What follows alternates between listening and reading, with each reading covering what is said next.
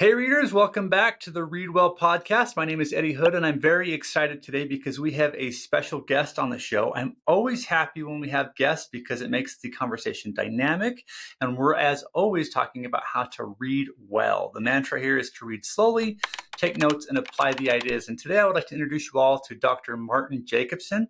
He is an associate professor of English at West Texas A&M. He mainly focuses his time on teaching linguistics and several other classes around composition and literature and what have you. And my hope today was to talk to him about some unique strategies that you may not have heard of when it comes to reading well, because he's got some really nice perspectives here. So, Dr. Jacobsen, welcome to the show. How are you doing today? I'm doing okay. How are you, Eddie? Good. Good. So, Dr. Jacobsen, can you help us understand, first of all, linguistics that's the course you just got done teaching? Well, no, I taught a writing class today, but the bulk of my load is linguistics. Oh, did you? Linguistics, I think we all understand what writing means, but many of us might not know the term linguistics. So can we start there? Like, what is that? Well, the way I present it to my introductory class is that it's the scientific study of language.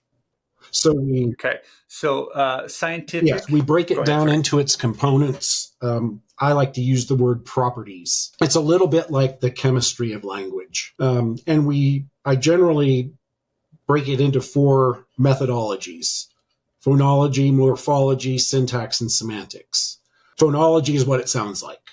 What are the basic sounds? How are the syllables built? Those kinds of questions. Morphology is word form. So back in school, when you learned about prefixes and suffixes and root words and all those kinds of things, that's morphology. So syntax is word order in English. Now, it's got different meanings in different languages because not every language makes a sentence in the same way.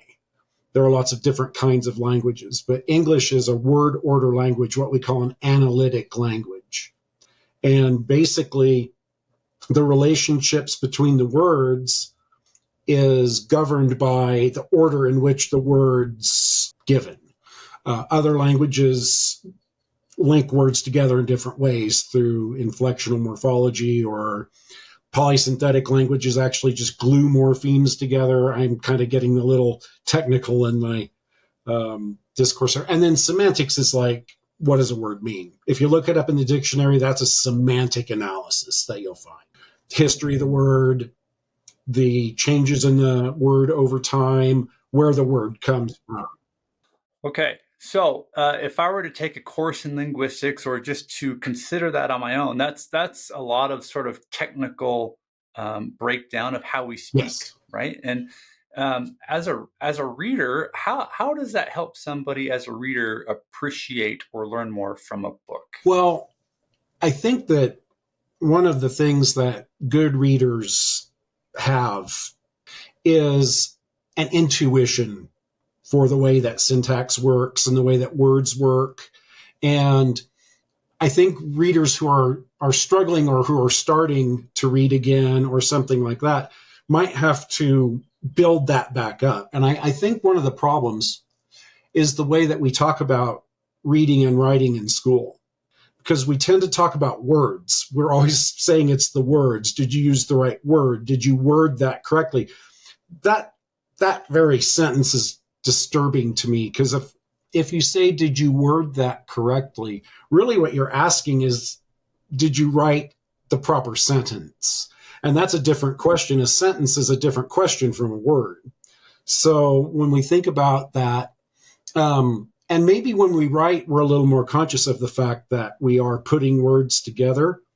But an active reader will think about word orders during the process of reading. If a writer puts something in a different order or an unusual order, there's usually a reason for that. They're trying to make a point of some sort, of trying to plant a seed or something of that nature. And in English, we have a lot of distinctly syntactic elements. So what that means, what does that mean? It means that word orders are how we do things in English. So good writers will often manipulate word order in interesting ways.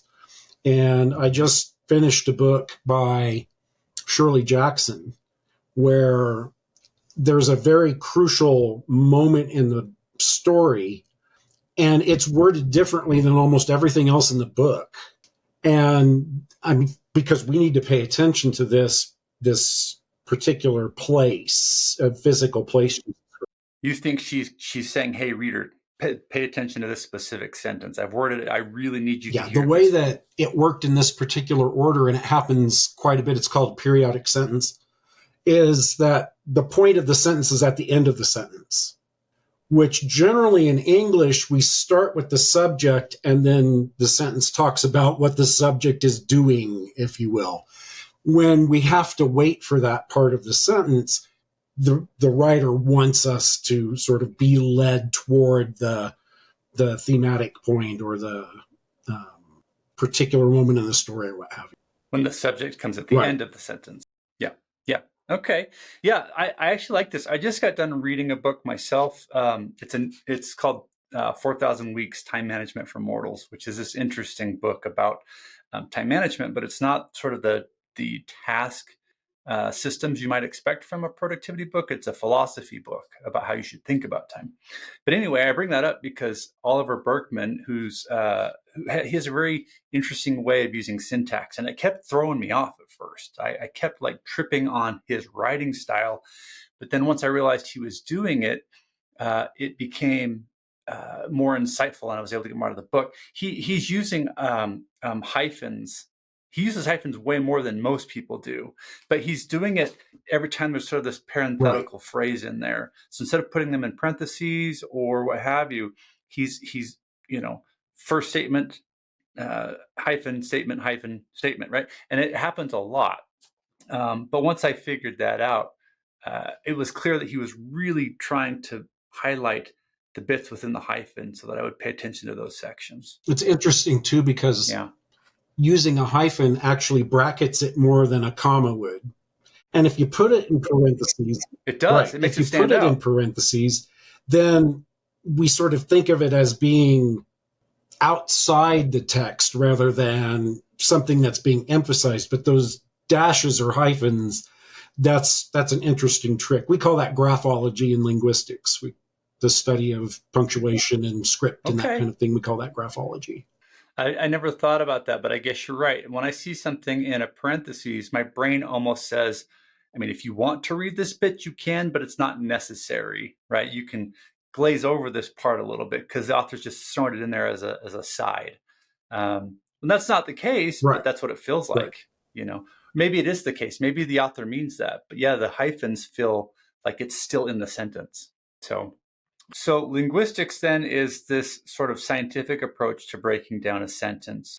And as readers, we want to have some grasp of that, because if we're with a really good writer, then they are being purposeful with their message. And they're using not only word choice, but the structure of the sentences to create extra meaning. And if we're paying attention, we'll get more out of it. Well, we had this really great conversation. For everybody that's listening, I got a chance to talk to Dr. Jacobsen before this.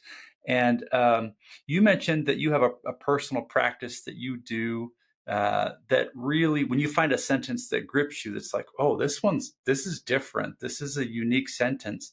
You have a personal practice of diagramming. That's correct. That sentence, which sounds like something that only an English teacher would do. Yeah, I think that's right.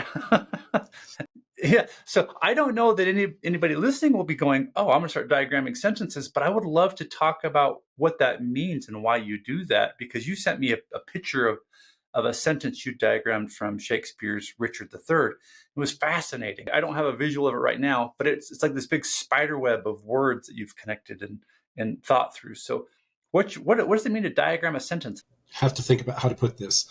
There are several mechanisms for diagramming a sentence. It's not just one thing, but I think the system that most people use or may have seen in school at some time when I was in school, way back after Middle English had just gone out of favor. Everybody diagrammed sentences in school. And the point of it was to understand how a sentence worked. And if you could do that, then you could write a more effective sentence. Well, that has to work the other way. If you can diagram a sentence, then you can understand a sentence that you're looking at, as well as, have a leg up on writing a better sentence. So when I run into an interesting sentence in a work of literature, something that's above and beyond the typical writing, I like to diagram it because it gives me this understanding of what the author's getting at in a way that just reading it for the words, right? There's that magic word again, won't give me. Yeah. And one of the things that we also do, I think, we don't understand the difference between phrases and clauses and those kinds of things. Punctuation is like, it's part of the system and we look at it and we kind of take it for granted. But what it's really doing is it's signaling the syntactic construction of a sentence. That's what punctuation is supposed to do. In English, basically, a sentence is a subject and a predicate. And here's an interesting factoid for you. I continue to be fascinated by this fact, even after all these years. There are only 10 sentence patterns in English. Yeah, that the Really? basic pattern for a sentence, there are only 10 in the whole language. We're talking 2 billion people who speak English. There are 10 patterns. And a sentence pattern, is what we might call a deep structure. So every sentence has a frame or a formula, if you like, that governs the relationship between its parts. The sentence patterns are based on those properties. So sometimes we can get more than one outcome for any given deep structure. We call that a deep structure. Okay. But the 10 sentence patterns, every sentence. And if we use other constructions like gerunds or infinitives or participles, they also conform to those patterns. So we're using the logic over again. We do reinvent the wheel, actually. And an interesting thing about it is that we even sort of learn that first, that we learn how the language works before we actually start putting words into it. So first of all, that feels like a very limited toolbox, which is hilarious because of all of the wonderful literature that's been written. But it also makes me think about some authors that manage to write these sentences that are hundreds of words long sometimes. It makes me think of like Hemingway with all of these run-on statements, or like Noam Chomsky or something that's just like, what is happening right now? So do their sentences Yes. also Yes, fall they within do. one of these Yes, they do. 10 frameworks? And Really? they Wow. don't Okay. make sense unless you have a system that you can make sense of. So if there were no limits, then a sentence wouldn't work at all. So the fact that we have 10 sentence patterns, but again, we can embed those in different parts of the sentence. We can substitute, say, a direct object. We can substitute a word with a clause of some kinds, which will also have one of the 10 sentence patterns underneath it. So we reuse them and they recur and we embed them in different ways like that. And that's kind of an interesting thing to think about too, that, you can have a sentence, as it were, built from clauses, not just out of words. So when we think of a sentence, I think, and again, this is sort of an assumption that we get from school. It's a subject, a verb, and an object. Well, we think of that as a noun, a verb, and a noun. But it can be a noun clause, a verb phrase, and an infinitive. It can be a gerund phrase, a verb phrase, and a noun clause. There are all these different kinds of constructions that we can use. And in big grammar, I call it, which is the next level up, we just relabel it. We think of it as a new, that it's doing something, not that it means something necessarily. So this is where the paradox comes in, is that when someone uses a phrase where you might normally use a word, that's a big choice that an author makes. And you're getting something else when you get an infinitive phrase or a gerund or a noun clause than you would be if you just got a noun, a verb, and a noun. Okay. I was actually thinking while you were talking about this, I mean, music, there's only 7 notes in music, right? But how differentiated or how diverse is our musical landscape? And so maybe 10 sentence forms is not that limited. When I teach this particular part of the introduction to linguistics, I use the piano as the example because there are 88 keys on a piano, but you can play any song on a piano. There's really nothing that you can't play on a piano, but you only have these 88 notes. And it's what we call a discrete combinatorial system, a, a musical scale, an alphabet, phrase structure rule. Um, if it's too big, it doesn't work. But we can recombine things within this system because it works the same way every time, and then we get these different outcomes for it. So here's another little factoid. We, by the time we're adults, really have a relatively fixed vocabulary. And I want you to think about your own experience here. We may learn a word here or there, but in typical conversations, we pretty much use the same words over and over and over again. We don't really use new words very much. But virtually every sentence you make is brand new. And you've never used it before. You've never uttered it before. You've never even thought of it before. But you can instantaneously formulate a sentence with the same vocabulary you've always had and articulate a completely new idea. And that's one of the things that happens in writing too. And good authors are really good at, putting a little surprise in there with the word order or with the choice of linguistic form or something of that nature. And as you say in your approach, you got to slow down a little bit to see some of that. If you read too fast, you can miss that part of what an author's trying to accomplish with a different construction or a different word order or a little out of the ordinary, phrase or something like that. This makes me think of George Orwell. So George Orwell, the essayist and novelist and what have you, wrote, I believe it's like 10 tips on being a better writer. I can't remember. But anyway, one of the tips is if you can use a shorter word than the longer word, you should use the shorter word, essentially, right? I believe I'm attributing that correctly. But when you read Orwell, you're not confronted with all of this sort of flowery language. You're not confronted with like having to have a dictionary and look up every other word. Like, what is he talking? He uses very short, succinct, like common words, but how he puts them together and builds his sentences, he's one of the greatest writers I ever. agree. Yeah, and I love Orwell. Like he's one of my favorites. So, okay, so when we're diagramming a sentence, you're going through and you're applying sort of your knowledge of these 10 different structures. And what do you do? Do you first of all start off by saying which structure is it, and then breaking it down from there? Determining the sentence pattern is the first duty.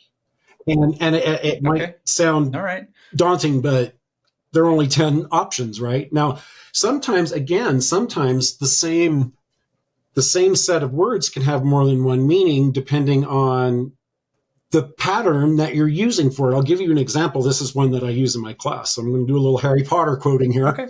Yeah. It's not a Harry Potter quote exactly, but it's based on the character, inspired by the characters of Harry Potter. Okay, so I feel like I need to get my Harry Potter wand off the wall. I have a Harry Potter and we're going to use the wand here because this is kind of magical what we're talking about here. So, good. All right, hey, that's great. That's wand, everybody. Just in case you, this is Professor Lupin's wand. He's my favorite character. Anyway, okay, so yeah. Let's take this sentence. Dumbledore made Snape a sandwich.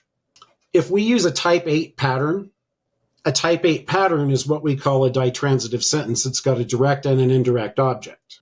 Okay, so Dumbledore made Snape a sandwich. It means that he made a sandwich and he gave it to Snape. But if we put a type 10 pattern under there and we say Dumbledore made Snape a sandwich, sandwich becomes what we call an object complement, which modifies the direct object. And in that sentence, it means that Dumbledore turned Snape into a sandwich. Now, the word and the word order is exactly the same, but the grammar underneath it gives you a completely different meaning, which, of course, that would be explained by context, and there would be other reasons why the sentence would make sense in the particular context. But the outcome, the surface structure, what we call the surface structure of the sentence, is the same in both instances. But the pattern you put under that structure gives it its meaning. So that's fascinating. So based off of these structures, We go from somebody creating an article of food and giving it to somebody to somebody Right. turning you That's into an right. article of food. Yeah, yeah, which is sort of hilarious. And so, what a good example. And when you stop to think about how hard it is to be a good writer, right? Because sometimes you can write. If you ever try to write something, it makes sense in your head, right? You know what you're trying to say, but that's not always what comes out.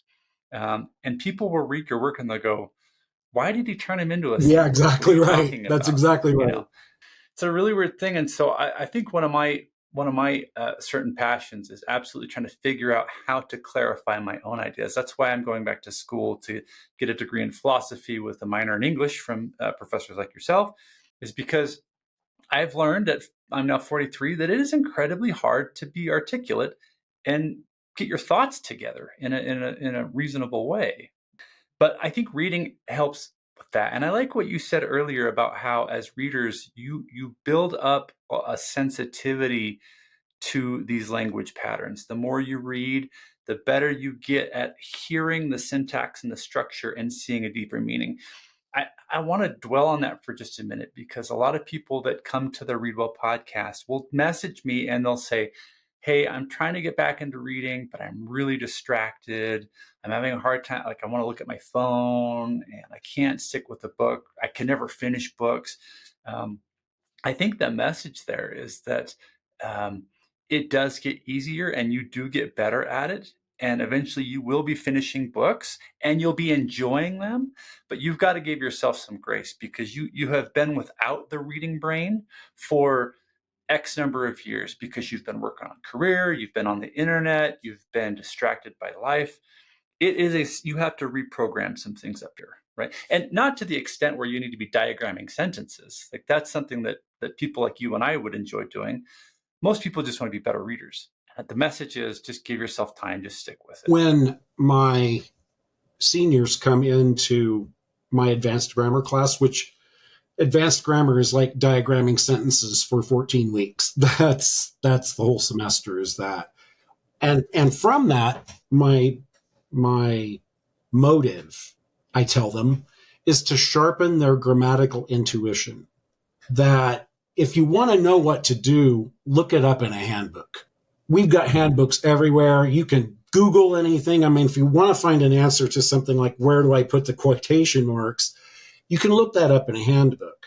But understanding grammar kind of from a gut level, just where you respond to a sentence because of what it does, not necessarily because of what the words in it mean, right? The meaning of the words that constitute the sentence. That's an intuitive thing, and really, in a way, what it is kind of like I'm working on this in the graduate course I'm teaching right now, and it's kind of a big thought that we've been having. But there's this notion of gist that sometimes you'll be in the middle of a sentence and you just know that it's not what you mean to say. Now, how do you know that? If language was just a bunch of words strung Intuition. together, you wouldn't really know that you weren't saying what you meant. So there is a what you meant somewhere in your consciousness, and you package it in language and then you share it with somebody else. So that's one of those interesting things. And I think at some level, there's a grammatical element in that gist, in that notion of gist. And it happens a lot with people who go between languages. I mean, if you learn something in English, let's say, and then you know somebody else who speaks a different language from English, and you want to tell them what you learned in English, you can't speak to them in English because they don't understand the language. So you have to repackage that thought in another language. We call it mental ease in linguistics, and it's kind of a language of thought, or a formulation of the thoughts, and then you package that in language. So language is a way to share what you think, what you know, what you mean. And but it's an interesting thing. I started the semester off with that idea is, how do you know you don't know what you mean? I mean, if language is a bunch of words, you should never be confused. But the fact is, as we've kind of uncovered during our conversation just now, you don't always know. You want to say things more correctly or more, convincingly or whatever the case may be. And you can't just depend on words to do that work. There is, something that you're trying to say, and it is distinct from a bunch of words. So that was the way we started this graduate course I'm teaching this semester. And it's one of those moments where everybody has this experience that, no, I didn't mean to say that. I wasn't saying what I meant. We even have corrective little phrases for it, like, wait a minute, I didn't mean that, or let me rephrase. See what we say there? It's not let me reword it, let me rephrase it. That's important. That's a little hint that we do have a syntactic intuition for things that we say. Oh, I think the best metaphor I've heard of this kind of thought is about around baking a cake, and the idea that certain steps and ingredients go into baking a great chocolate cake, right? You need the flour and the eggs and the chocolate.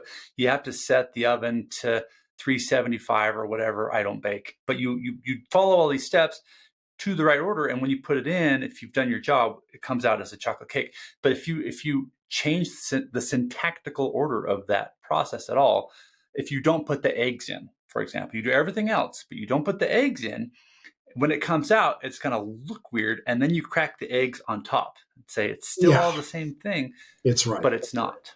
It's not. You often say things that you don't mean. This is why I think we get messed up in email and written communication, because sometimes we can't hear our voice. I found when I write something, I have to read it out loud and go, that's not what I meant. I have to hear it, right? But I think when we just type send, text send, all sorts of meaning and emotional baggage comes out. So this is a fascinating thing. If we bring this back to being better readers, I would argue too that not only is it about did I say what I want to say, because this is from the writer's perspective, but when you're a reader, you can read something and go, am I reading this the correct way? Yes. Right? Because there's two sides. Because when you read a book, if you're doing it while you're having a conversation with the author, and sometimes authors like Miss Jackson will send you a meaning and convey it. And if you're reading very quickly, you're never asking the question, am I getting the appropriate context here? What's your Well, thought on I that? mean, I do think that sometimes in the act of reading, we'll shift to autopilot and we'll just sort of be going from one sentence to the next sentence. And you can look up 5 pages later and wonder what happened because, if you're distracted by something else or what have you, you get a little bit, you become automatic in deciphering it. I do think sometimes that reading a sentence aloud that's troubling to you does clarify what that sentence means. And in terms of slowing down, that's one of those things you can do to slow down is if you feel like you're not quite getting what you're reading, just start reading it out loud. Yeah, I've actually done an episode on that because my passion is philosophy, which is this amalgamation of just like random intangible ideas sometimes, right? And philosophy can be quite hard to understand. And if I sit in a room quietly and read it, even if I read it slowly, it's not Right. entering Right. my brain. So I will read it out loud, and then for whatever reason, it starts to fit into place. If I read slowly out loud, it just starts to work. So that's a great tip. Um, this also makes me think of let me grab it really quickly here. So there's a book I have on my shelves. Many of you might have heard of it. It's called Infinite Jest by the writer David Foster Wallace. So whether you like DFW or not, or whether you've read this book, it's a mammoth book, and Wallace is often seen as somebody who's somewhat difficult to Mhm. read, because he is putting all sorts of context into his writing, right? But the way he wrote Infinite Jest, it's essentially about a tennis club, and American entertainment and addiction and everything. But the setting is around this tennis club that's next to sort of a rehab center, or a rehabilitation center for drug addicts. Anyway, the way he wrote this is there are hundreds, thousands of footnotes at the back of the book, which is not something you would typically Right. find in a fictional work, right? but there are just tons of them. And the way I've heard this described is, and whether this is true or not, I don't know, but I think it is. Wallace wanted you to have a conversation with him in this book. He wanted you to think and not just read the story. He wanted you to think about the deeper meaning. So he wanted you to be reading, and then every time you came across a footnote, to go back and forth like a tennis Right. match, right? The Right. ball is going back and forth, and you're having this conversation, and you're going from story to author and sources, to story to author and sources, and it's meant to be a proactive experience. The whole point of that is for you as a reader to say, do I understand what the author is saying, right? Am I getting the message? That's another way to sort of think about, another tip. Don't skip the footnotes sometimes. Sometimes the footnotes are there for a reason. I They're I think of valuable. footnotes as a kind of hypertext, as a kind of rudimentary hypertext. That you get that link and you go Yeah, to for sure. another source and you look at it. It's kind of like clicking a link in a web page. And this is what I did my doctoral work on, was how web pages function and how they're different from reading. Actually, how my premise at the time was that print literacy was bad preparation for computer literacy, that the rules just weren't the same, and that if you came into it from a I'm a really good book reader perspective, you might have a lot of trouble. And this was in the early days of hypertext, back in the mid 90s, when people were just starting to have internet access at home, and it was widespread. I remember that. Sometimes the file would The fail, and dial-up there were days. all these sort of Yeah. disruptions and roadblocks, and essentially what I did in my doctoral work was formulate a explanation for what a hypertext environment really was and how I extended it from literacy. Like, for instance, when you read a book, it's an individual sort of internal mental process. But when you encounter a web page, it's kind of a virtual process, and you're not in charge of everything that happens in a hypertext environment. Whereas, if you're reading a book at some level, you're in charge of it. But when you're in a hypertext environment, you are not, and you might end up around the bend and not even know how you got there, right? On But in a cat book, videos. Yeah, you can't cat do that. videos. We're This really is kind of led by the eye, we'll say. There's another book. I recommend this to you. It's called The Hermit of 69th Street.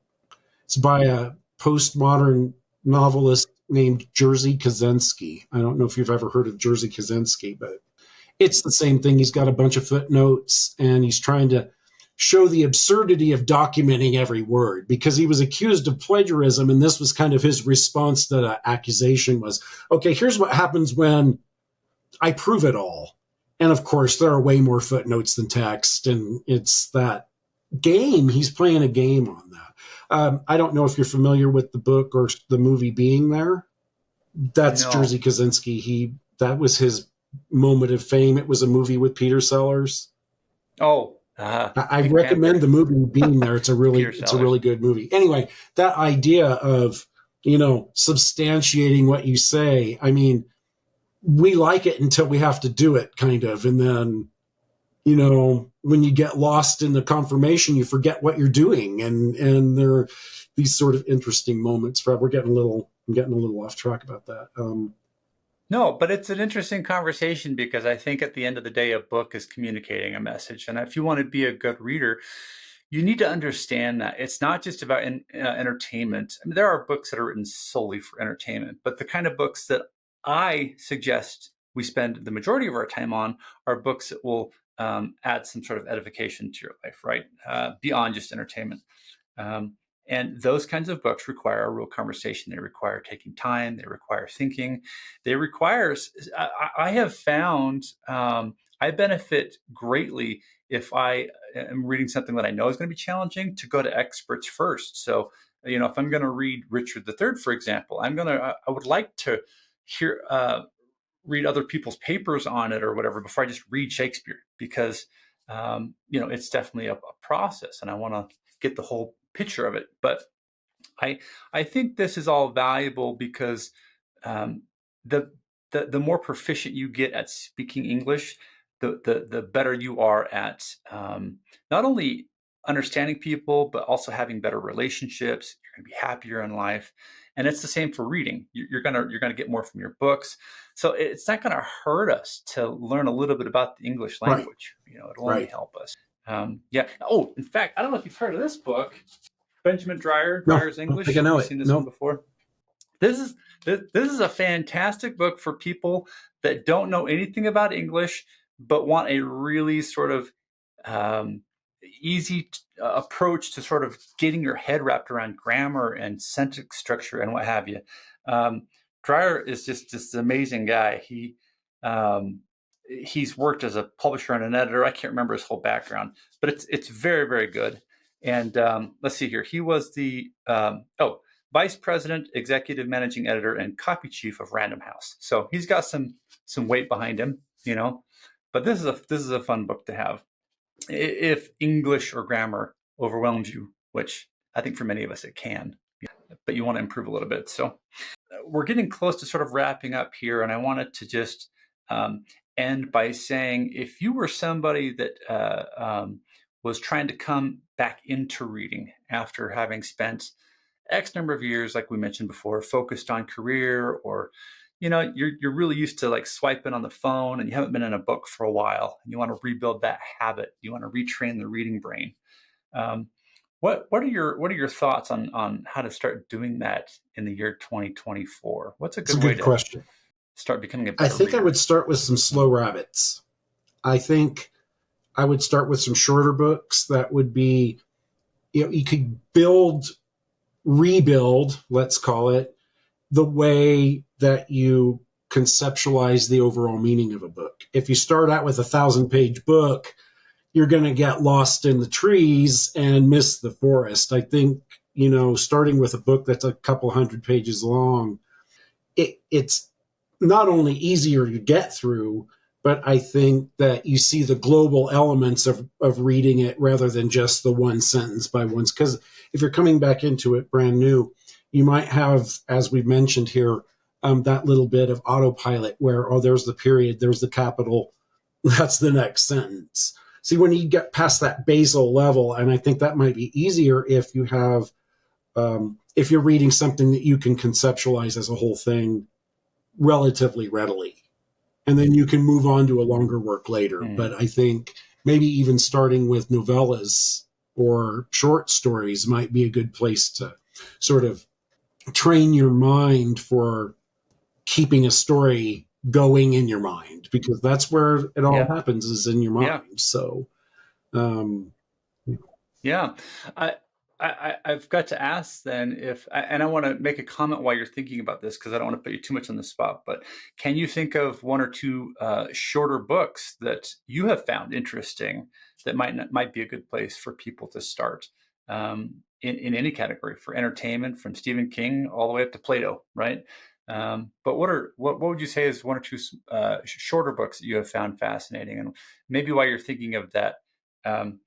I think the value in starting with something shorter is that you'll yes, complete the book. yes, And I think it's so important that you finish it, because we're so used to not finishing things now, being pulled in 1,000 directions, even at work. Like I've got this big project I'm working on, but now my boss has given me another project. So this one kind of dies away. And there's just this constant sense of incompletion. And it feels so good to say, I right. read this book in full.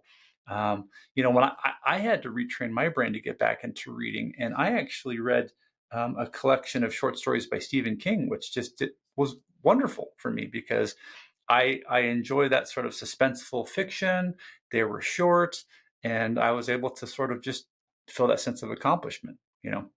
But I've had some people say, "What should I start with first?" And they came across one of my videos about why I love The Brothers Karamazov by Fyodor Dostoevsky, and I'm like, "Don't start there."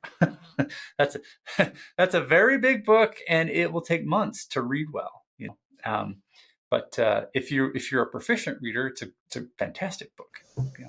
I just read a Stephen King book actually called Elevation, and it's Oh, good Stephen King, but it's not, because Stephen King can be kind of a chore sometimes, and he's so funny, but you don't know he's being funny sometimes, and he's there's a lot of darkness in Stephen King, and sometimes he goes a little over the top. This book doesn't do any of that. It's a relatively recent book, 2018, I think. And it's Nice.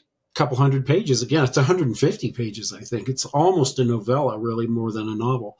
But everything's pretty easy to follow. And even though it's otherworldly, like his work tends to be, you don't have any trouble getting to that next world. You don't have to work very hard for it. That'd be a good place to start. I also recently read Oh Pioneers by Willa Cather, and I really liked it. It's Okay. not very long, but I'm from Nebraska. And actually, the house I grew up Mm. in was built the same year Oh Pioneers was published. And I had a real sort of nostalgic response to that book. And so if somebody's just getting back into reading, they might want to read a book that's set in a place they're from, or that might incorporate some kinds of things that are familiar to them already, so that they could then not work as hard at deciphering that from the descriptions in the book. But there were sentences in Oh Pioneers that just, well, that's the way I say that. That's the way people there say that. And it was a really interesting moment to kind of see things that were very familiar to me written about in a book, and it made the book a little bit easier to go with. So you might start, another place you could do if you're restarting your reading career is start at where you live. Don't try to read again. The Brothers Karamazov is a hard read because you're just not ready for that. I recently read Notes from the Underground by Dostoevsky. It's a monstrous read, and it's not the kind of place where you'd want to start, even though it's not very long. So, um, front load the familiarity a little bit with these first few works, and then you can branch out into something that's less familiar. That's a fantastic way to sort of wrap up our show, is to consider that to get back into reading, you should address the ego you have as a reader, because I think we think, okay, I want to get back into reading. So then we go to our local bookstore and we go to the classic section because we think, well, these are probably the best books. Now we're staring down, Moby Dick, we're staring down Crime and Punishment or something, because these are the classics. But you're likely not Right. quite That's ready for right. that yet. Your brain is going to like veer in 3 paragraphs, and then you're going to set it down and be like, the Brothers Karamazov is terrible. uh, but if you read it in a year, you might think otherwise. And so, yeah, this is a good tip, everybody. Take a moment for your first couple books to pick something, as Dr. Jacobsen suggests, maybe 300 pages or less, that is more for entertainment than maybe learning at first, that is somewhat personal, falls in line with some of your interests, so that you can enjoy it and you can say, I read a book. It's been 25 years since I read a book, but I did it. I'm back in the game. And that's where we want you to be. This is a muscle, learning how to refocus and how to be patient. I just wrote a poster yesterday about how reading is a solitary activity done in silence. And we, for whatever reason, have become calibrated That's to right. not enjoy silence. We like the idea of silence, but once we get it, we kind of get a little twitchy. Like, I got to play with my phone, or I got to have something happening.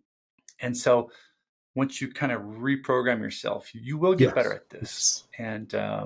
and you will start to enjoy books again. You'll regroup that. Well, Dr. Jacobsen, it has been a pleasure speaking with you. It's so much fun to speak to people who love reading. It's great, this little community that exists. And I wonder if there's any last thoughts you would like to get across before we wrap up for today. Just that, as you said a minute ago, you can't bench press 300 pounds in your first trip to the gym, and you can't read Crime and Punishment for your first book back. You need to have a little easier at bat. That first at bat needs to be a little bit underhand pitch maybe. And Mm-hmm. Mm-hmm. again, I think there is a success model. If you get one done, then you can go on to the next one. But if you shoot too high and miss, then you just don't get back to it. I think it becomes overwhelming. And so, and as you say, I think you're really onto something. Slow down, and if it's complicated, slow down again. And that's right. Read it out loud. I really think that's a sort of, you're getting more than one sense of what you're doing, and that's important, I think. So Yeah, I love it. Well, hey, I've started a new practice with guests on the show. I don't know if you've noticed, but I've been enjoying my beverage from this nice little mug that I've got here. This is the Read Well mug. It says, "Read slowly, take notes, apply the ideas" on the little mug here. I'd like to send you one of these as a thank yeah, you just sure, for being a that'd be guest great. on the show. So that'd be nice to shoot that over. So hang out for just a sec when we're done, and I'll get your contact information. But I want to thank all of you as well for watching and listening to the podcast this week. I'm going to be working very hard to get more excellent guests like Dr. Jacobsen on the show to help us be better, more thoughtful readers. There's so much that goes into building this skill. But most importantly, you should be following your curiosity so that you enjoy the process. Reading should not feel like work. It should be something you're doing because it makes you feel joy. And with that, as always, read slowly, take notes, and apply the ideas. And I'll see you all next week. Thanks for listening.